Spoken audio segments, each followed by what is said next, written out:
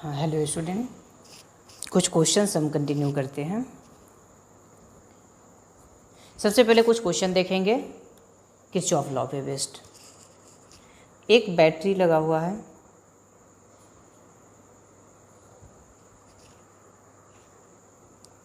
और यहाँ पे एक कैपेसिटर लगा हुआ है। ये एक बैटरी है और एक कैपेसिटर यहाँ पे है। कैपेसिटर और बैटरी आप लोग सही से बनाएं, ऐसा नहीं कि कैपेसिटर बैटरी की तरह दिखने लगे और बैटरी कैपेसिटर की तरह। ये है 4 माइक्रोफेराड, ये है 24 वोल्ट, ये 2 माइक्रोफेराड,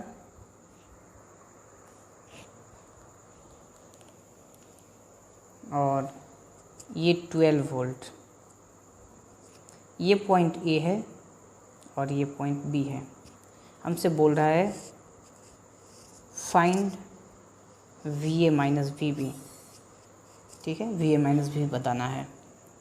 हमें यहाँ पे देखिए कि हमारे पास दो बैटरी लगा हुआ है, तो दिमाग में आएगा कि जब दो बैटरी लगा हुआ है तो ज़रूर यहाँ पे एक बार ट्राई करते हैं किरचॉफ लॉ लगा करके, क्योंकि किरचॉफ लॉ में भी हम लोग देखे थे कि जब 2 बैटरी लगा हुआ हो या 2 से ज़्यादा बैटरी लगा हुआ हो तो हम किरचॉफ लॉ लगाते हैं। तो इस डायग्राम को एक बार फिर से बनाते हैं।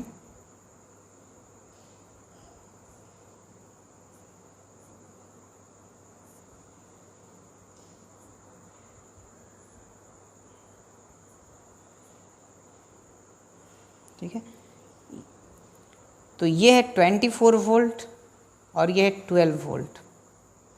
तो आप देखें, ये खुद से एक अपने कॉमन सेंस से देखें कि 12 वोल्ट है, 24 वोल्ट है, तो चार्ज किससे निकलेगा? 24 वोल्ट से निकलेगा। तो हम माने कि इससे चार्ज क्यों निकला, यहाँ पे आया तो इस पे प्लस क्यू आ जाएगा और इस साइड वाले पे माइनस, इधर प्लस चार्ज इधर माइनस, तो प्लस क्यू चार्ज। फिर यहाँ से चार्ज आएगा ऐसे आते हुए, ऐसे इंटर करते हुए क्यू चार्ज इधर आएगा, जिस पे पहले आएगा इस पे प्लस क्यू चार्ज, इस पे नेगेटिव चार्ज, और फिर इंटर कर जाएगा इसमें क्यू चार्ज। तो ये तो हम सबसे पहले क्या करेंगे, चार्ज डिस्ट्रीब्यूशन बना देंगे कि चार्ज कैसे कैसे इसमें डिस्ट्रीब्यूट कर रहा है, कैसे मूव कर रहा है, चार्ज मूव करा देंगे। अब कोई बच्चा बोलेगा कि सर अगर हम 12 वोल्ट से चार्ज निकालें तो क्या गलत हो जाएगा?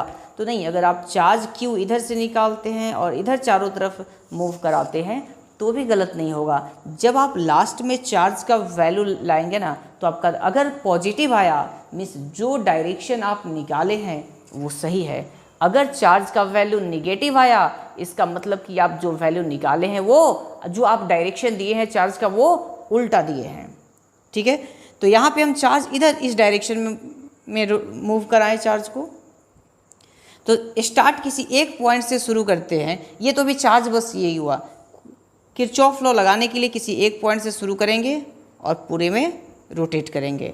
तो यहाँ से शुरू करते हैं, तो यहाँ से जब क्रॉस करेंगे तो क्या हो जाएगा 12। ठीक है, माइनस से प्लस की ओर, तो 12 प्लस एक कैपेसिटर है, तो कैपेसिटर की वजह से क्या होता है Q/C। तो इस पे चार्ज कितना है, कैपेसिटर को हम किधर से किधर क्रॉस कर रहे हैं, देखो ऐसे मूव कर रहे हैं, तो कैपेसिटर को निगेटिव से पॉजिटिव की ओर क्रॉस कर रहे हैं, इसीलिए प्लस चार्ज Q है तो Q/C। कैपेसिटेंस इसका कितना है 4 माइक्रोकूलम है, तो Q/4। अब यहाँ पे आने के बाद यहाँ देखो पॉजिटिव से निगेटिव, तो निगेटिव के साथ लिखेंगे तो माइनस कितना 24, फिर यहाँ पे निगेटिव से पॉजिटिव तो प्लस कितना, कैपेसिटर को निगेटिव से पॉजिटिव की ओर जब क्रॉस करते हैं हम तो पॉजिटिव लेते हैं, और चार्ज अपॉन कैपेसिटेंस, जो चार्ज है Q और इसका कैपेसिटेंस है 2, तो Q/2 = 0। किरचॉफ का यही लॉ है कि सभी सर्किट एलिमेंट के अलोंग पोटेंशियल डिफरेंस का सम, तो सबके क्रॉस पोटेंशियल डिफरेंस निकाले और उसे ऐड करके इक्वल टू क्या लिख दिए, 0 लिख दिए। अब इसे आप ऐड कर ले, -24 + 12 -12 होगा, इक्वल के उस साइड ले जाए तो प्लस 12, Q/2 और Q/4 ऐड करें तो 3Q/4, यहाँ से Q का वैल्यू आया 16 माइक्रोकूलम। तो Q का वैल्यू पॉजिटिव आया, इसका मतलब जो डायरेक्शन हम चार्ज का लिए हैं वो सही है। अगर ये वैल्यू नेगेटिव आता, इसका मतलब था कि जो डायरेक्शन लिए वो गलत है। अब हमसे चाहिए VA माइनस VB, तो A और B के बीच में पोटेंशियल, तो चार्ज अपॉन कैपेसिटेंस। चार्ज इसमें कितना है Q, इसमें कितना चार्ज क्रॉस कर रहा है Q, और Q का वैल्यू 16 और इसका कैपेसिटेंस 2, यानी कि 8 वोल्ट इसका VA माइनस VB का वैल्यू आएगा।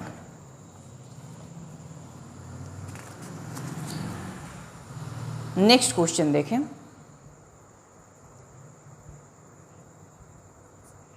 ठीक है,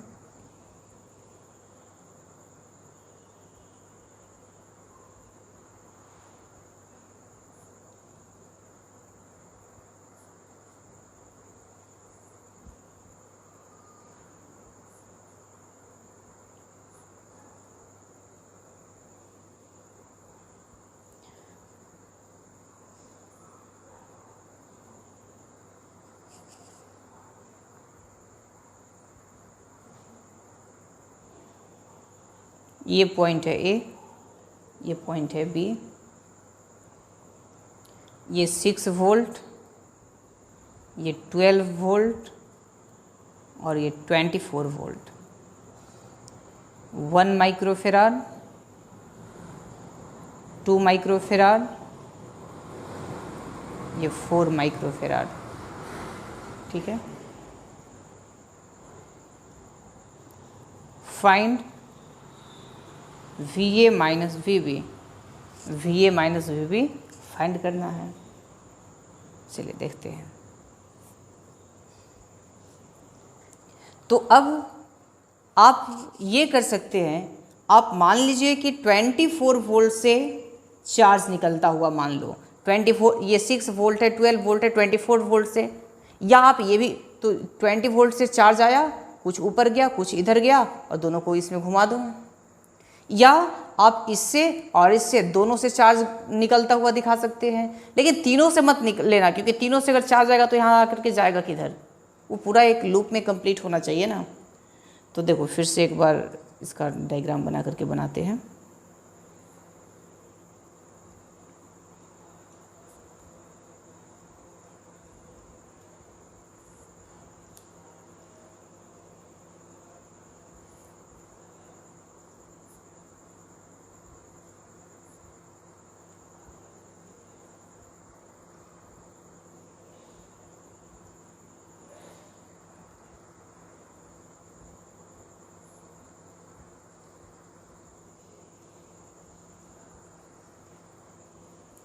देखिए, तो ये 24 वोल्ट था, ये 12 वोल्ट था और ये 6 वोल्ट था। यहाँ से मान लो कि चार्ज निकला Q, तो इस पे पॉजिटिव इस पे निगेटिव, कितना Q चार्ज आएगा, यहाँ आया Q। यहाँ से मान लो चार्ज निकला Q1, इस पे प्लस Q1, इस पे माइनस, इधर से चार्ज आएगा यहाँ पे Q1 और इधर क्या जाएगा Q प्लस Q1, तो इस पे पॉजिटिव इस पे निगेटिव, कितना, तो Q प्लस Q1, इधर से चार्ज गया यहाँ तक Q प्लस Q1, और इधर Q1 निकला था तो Q1 इधर आ जाएगा, और इधर से Q आया था तो Q इधर आ जाएगा। अब हम क्या करें, दोनों लूप में लूप लॉ लगाएं, दोनों लूप में लूप लॉ लगाएं, इसमें यहाँ से मूव कराएं और ऐसे लूप लॉ लगाएं। चलिए यहाँ से शुरू करेंगे,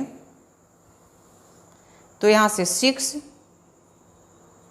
प्लस यहाँ क्या हो जाएगा, चार्ज अपॉन कैपेसिटेंस, चार्ज क्या है Q प्लस Q1, अच्छा निगेटिव, यहाँ निगेटिव से पॉजिटिव गया तो प्लस 6 लिए, निगेटिव से पॉजिटिव तो plus Q plus Q1 divided by 4, plus यहाँ पे निगेटिव से पॉजिटिव यानी प्लस चार्ज कितना है, Q1 चार्ज है, तो Q1 डिवाइडेड बाई इसका कैपेसिटेंस 2, Q1/2, और यहाँ पे आ गए प्लस से माइनस यानी -12, ये पूरा सर्किट कंप्लीट हो गया, इक्वल टू 0। -12 + 6 कितना हो जाएगा, -6, इक्वल के इधर कर देंगे तो +6। इस दोनों को ऐड करें एलसीएम लेकर के, एलसीएम 4, तो ये हो जाएगा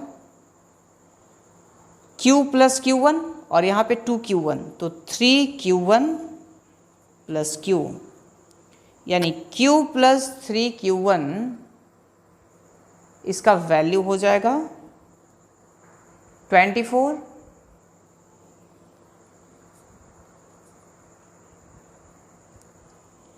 फर्स्ट इक्वेशन। अब हम क्या करें, इस वाले लूप में लूप लॉ लगाएं, इस वाले लूप में, ठीक है। तो यहाँ पे लगाएंगे तो यहाँ पे क्या हो जाएगा, माइनस से प्लस यानी +12, प्लस से माइनस की ओर ऐसे घूम रहे हैं तो minus, charge upon capacitance Q/C, तो चार्ज है Q1 तो -Q1 और कैपेसिटेंस 2 है /2। फिर इधर Q/C इसका कैपेसिटेंस है 1 तो +Q, और इधर प्लस से माइनस तो -24 = 0, ठीक है। -24 + 12, -12 उधर जाएगा तो हो जाएगा +12, 2Q - Q1/2 = दिस, तो 2Q - Q1 = 12 × 2 24। ये हो गया सेकेंड इक्वेशन। एक इक्वेशन ये है दूसरा इक्वेशन। अब इन दोनों इक्वेशन को सॉल्व करें।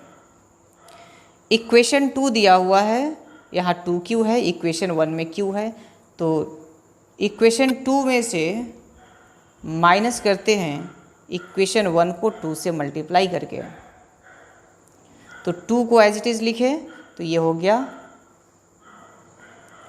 2Q - Q1 = 24, इसको 2 से मल्टीप्लाई कर दें तो 2Q + 6Q1 = 48, सब्ट्रैक्ट करें तो ये कैंसिल, ये 7Q1 - 7Q1, और ये कितना हो जाएगा, या माइनस, तो -41, 48 +24 तो -24, तो यहाँ पे -7Q1 का वैल्यू हो गया -24, तो Q1 कितना हो जाएगा, 7 से डिवाइड कर दो तो 24/7। Q1 के वैल्यू को इसमें रखो तो यहाँ से आएगा 2Q = 24 + Q1, तो प्लस, और Q1 है 24/7, तो यहाँ से Q कितना आ जाएगा, इसे सॉल्व करके 2 से इधर डिवाइड कर दें, 96/7, ये आया Q का वैल्यू। तो अब देखिए, अब फिर से हम इस डायग्राम को बनाएंगे और दिखाएंगे कि किधर कितना चार्ज जा रहा है, किसमें क्या हुआ।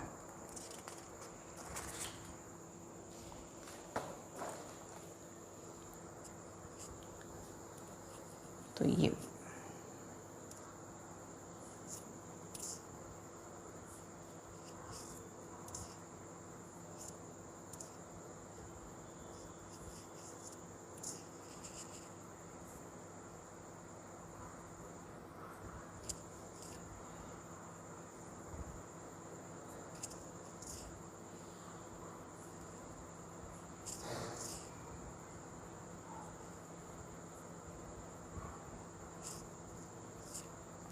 A हो गया, ये B हुआ।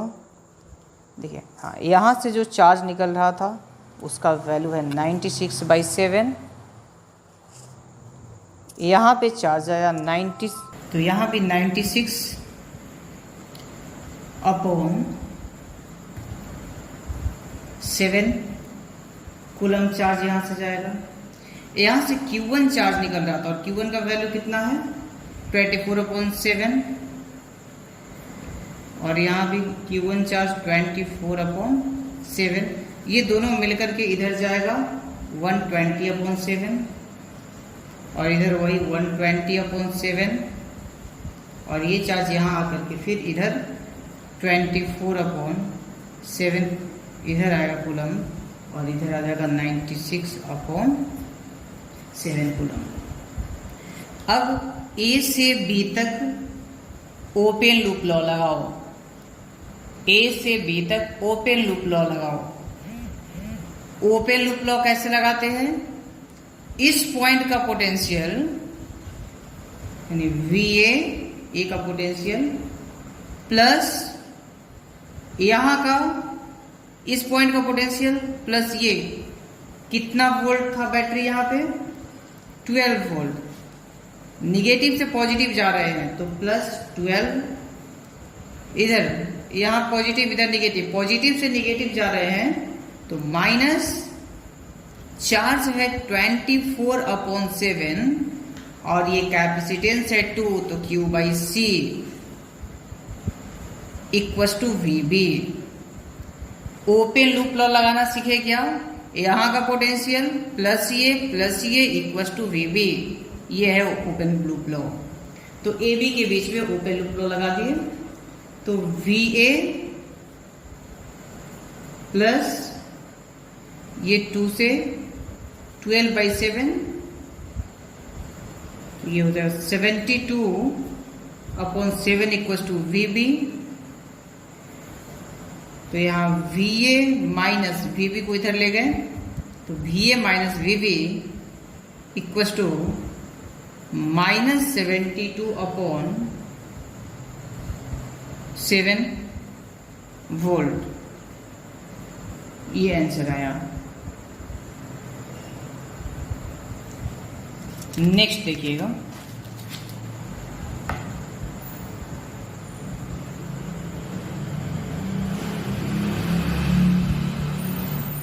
कैपेसिटेंस ऑफ एन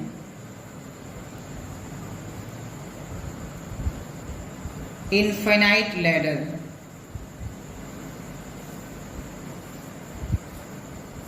ठीक है, इनफाइनाइट लैडर कहने का मतलब कि ऐसे लगातार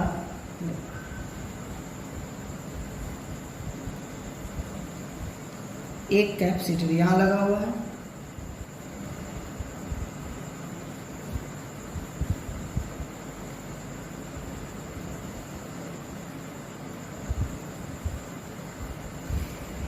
वन माइक्रोफेराड, ये है 2 माइक्रोफेराड, ये 1 माइक्रोफेराड, ये 2 माइक्रोफेराड,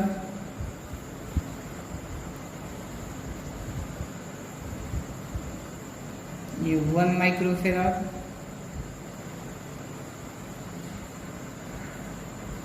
फिर यहाँ 2 माइक्रोफेराड। इसी तरीके से इनफाइनाइट लगा हुआ है। ठीक है, तो सबसे पहले इसमें आपको देखना क्या है कि एक ऐसा एलिमेंट देखो जैसा, और जैसे ये पॉइंट A है, ये पॉइंट B है। ठीक है, तो ऐसा एलिमेंट देखो जिसको बार बार ऐड करने से पूरा का पूरा सिस्टम बन जाए। तो अगर इतना देखो, 1 फिर 2 फिर 1 फिर यहाँ 2 1 फिर 2, सेम मतलब यही वाला स्ट्रक्चर बार बार ऐड हो रहा है। देखो यहाँ पे 1 यहाँ पे 2, फिर यहाँ 1 यहाँ 2, फिर 1 और 2, यही वाला स्ट्रक्चर बार बार ऐड हो रहा है। तो हम बोलेंगे इस पूरे में से ये इनफाइनाइट है, इस इनफाइनाइट में से अगर ये एक हटा दे तो एक पॉइंट यहां ले लो P और एक पॉइंट यहां ले लो Q, पूरे में से बस इतने को देखें, ये इतना हटा दें। तो अगर इसको देखो, अभी ये पूरा डायग्राम आप देख रहे हैं, अगर ये हटा भी दे तो ये भी वैसा ही क्वेश्चन बन गया जैसा पहले था। पहले ऐसे था, एक यहाँ पे एक यहाँ पे, फिर ऐसा ही, फिर अगर इसको हटाते तो यहाँ पे ये सेम वैसा ही बन जाएगा। इस इन्फिनिटी में से ये दो कैपेसिटर हटा भी दे तब भी इन्फिनिटी ही बचेगा, क्योंकि इन्फिनिटी कोई नंबर थोड़ी है। इन्फिनिटी का मतलब है कि बहुत ज्यादा, जिसे हम काउंट नहीं कर सकते हैं, उतना लगा हुआ है। तो दो हटाने से कोई अंतर नहीं आएगा। तो जो कैपेसिटेंस ए और बी के बीच में होगा वही कैपेसिटेंस पी और क्यू के बीच में होगा, क्योंकि इनफाइनाइट में से दो हटाने से कोई चेंज नहीं होगा। बात समझिएगा, जो कैपेसिटेंस ए और बी के बीच में होगा, ए और बी के बीच में, वही कैपेसिटेंस ये पी और क्यू के बीच में भी होना चाहिए, क्योंकि इनफाइनाइट में से दो कैपेसिटर हटाने से कोई चेंज नहीं आएगा। तो हम बोले कि ये 1 और ये आपका 2 का था, यहां पॉइंट P था, यहां पॉइंट Q था, ठीक है। इस पूरे का कैपेसिटेंस हम मान लिए कि C है, इसको कर लिए C, ठीक है। तो अब ये दोनों सीरीज में है और हम पहले बोले हैं कि इसके बीच में जो कैपेसिटेंस होगा वही PQ के बीच में भी होगा, AB के बीच में जो होगा वही PQ के बीच में भी होगा, ठीक है। तो एक बार हम नेट निकालते हैं इसका। तो नेट, ये दोनों कैसा कॉम्बिनेशन है? Series combination. तो 2C upon 2 plus C net 2C upon 2 plus C, ये तो इस दोनों का होगा। उसके साथ 1 पैरेलल में है तो 1 ऐड करेंगे तो ये नेट कैपेसिटेंस आएगा। अब देखो ये किसके बीच में नेट कैपेसिटेंस आया? ए और बी के बीच में, ए और बी के बीच में। तो ए बी के बीच में नेट कैपेसिटेंस इतना है और पी क्यू के बीच में नेट कैपेसिटेंस सी है, क्योंकि हम मान लिए कि इस पूरे को सॉल्व करने पे सी आएगा, यानी इस पूरे का वैल्यू सी के बराबर होना चाहिए। देखो ए बी के बीच में नेट कैपेसिटेंस ये है और PQ के बीच में नेट कैपेसिटेंस C है। हम बोले कि AB में पूरे में से इतना हटा देने पे भी कोई अंतर नहीं आएगा, यानी AB का कैपेसिटेंस और PQ के बीच का कैपेसिटेंस सेम होगा। तो हम बोलेंगे 2C upon 2 plus C plus 1, इसका वैल्यू भी C ही होगा। तो इसको थोड़ा सॉल्व कर ले। 2C upon 2 plus C minus 1 होगा, क्रॉस मल्टीप्लाई कर दे। 2C equals to C minus 1 into C plus 2, 2C equals to C से C मल्टीप्लाई होगा C स्क्वायर प्लस ये हो जाएगा 2C, ये माइनस C तो plus C minus 2,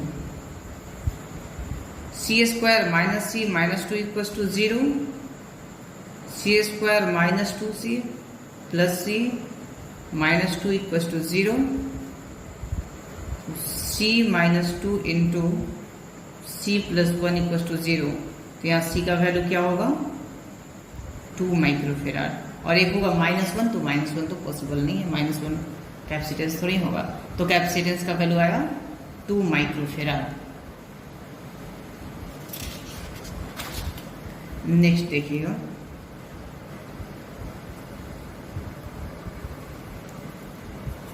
force of attraction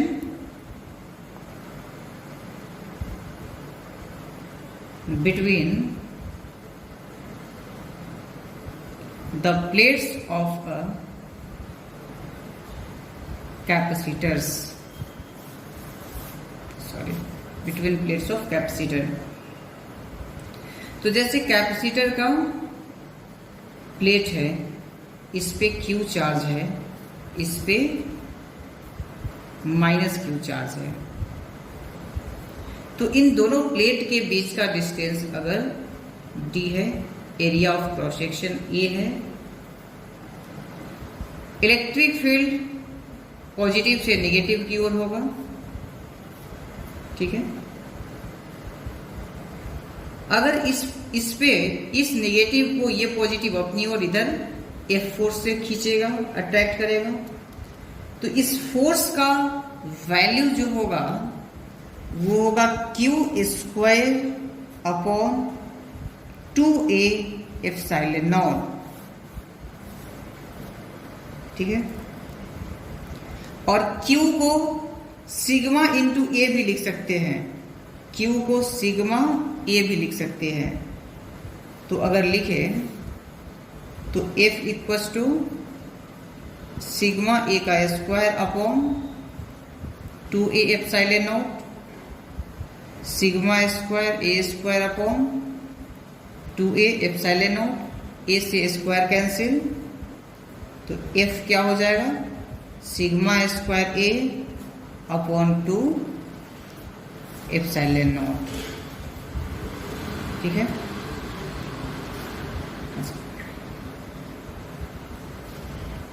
तो अगर इस a को इधर भेज दे तो F अपॉन ए कितना हो जाएगा sigma square upon 2 epsilon not, और इसको बोलते हैं इलेक्ट्रोस्टैटिक प्रेशर। ठीक है, इसको बोलेंगे इलेक्ट्रोस्टैटिक प्रेशर।